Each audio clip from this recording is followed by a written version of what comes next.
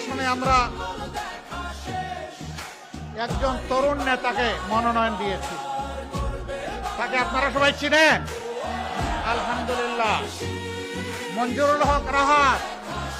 তার হাতে ইনসাফের প্রতীক তুলে দিলাম। আমরা তারুণ্যকে, যৌবনকে সম্মান করি। এই নমিনেশন তার প্রমাণ।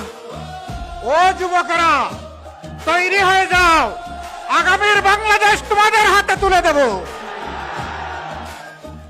বাংলাদেশের ককপিটে তোমরা থাকবা, আমরা প্যাসেঞ্জার হয়ে তোমাদের পিছনে বসে আল্লাহর শুকরিয়া আদায় করব। বাগেরহাট 2 ভাই প্রতীক আছে? কোন সে প্রতীক?